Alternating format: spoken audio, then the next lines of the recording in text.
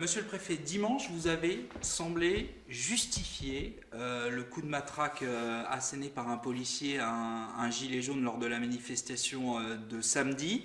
Vous avez notamment argumenté en disant que ce gilet jaune semblait faire obstruction, semblait avoir un geste menaçant à l'égard des policiers. Est-ce que vous regrettez ces propos aujourd'hui? Par rapport aux éléments d'information qui étaient en ma possession dimanche matin, puisque c'est dimanche matin où nous avons eu notre conversation avec France 3, j'ai donc donné les explications qui étaient en ma possession en fonction des éléments d'information qui m'avaient été rapportés par les services. Mais dès lors que j'ai constaté, notamment sur votre chaîne France 3, qu'il y avait une journaliste qui avait une version différente, donc il y a une controverse, il y a plusieurs versions, donc pour cela il faut trouver une forme d'éclairage complet, et j'ai saisi dès dimanche soir, j'ai saisi donc l'inspection générale de la police nationale pour qu'elle puisse m'éclairer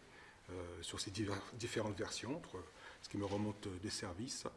et ce que dit une journaliste qui était sur place. Voilà. Les nouveaux éléments qui vous ont fait changer d'avis, c'est la version de la journaliste qui était sur place. La vidéo n'était pas assez parlante pour vous? Non, puisque une vidéo 30 secondes, moi je ne suis pas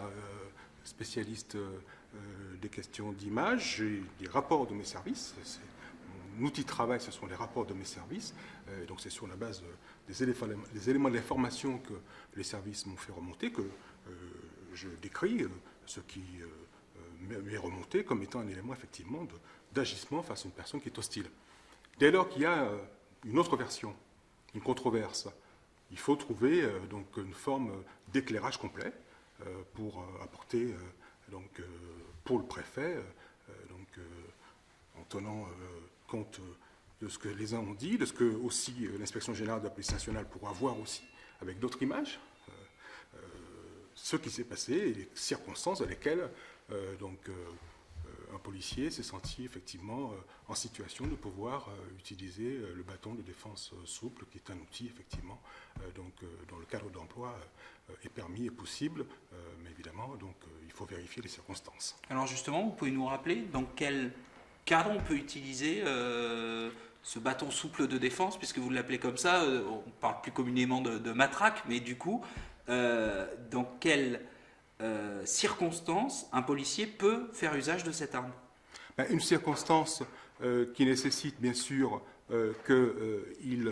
doit maîtriser une situation, qu'il doit assurer la protection aussi des forces de l'ordre, et puis en l'occurrence, dans le cas d'espèce, procéder à une interpellation, et en l'occurrence, ce qui est décrit, c'est en particulier écarter un obstacle à cette cible qui est l'interpellation. Donc, dans un cadre d'emploi où il y a effectivement une entrave, une menace, une hostilité, pour maintenir l'ordre public, effectivement, il y a en situation, en l'occurrence là, d'attroupement, puisque nous n'étions plus dans une situation de manifestation, nous étions dans une situation d'attroupement, puisque les sommations avaient déjà été données, l'ordre de dispersion avait déjà été donné, il y a un cadre d'emploi qui est permis, mais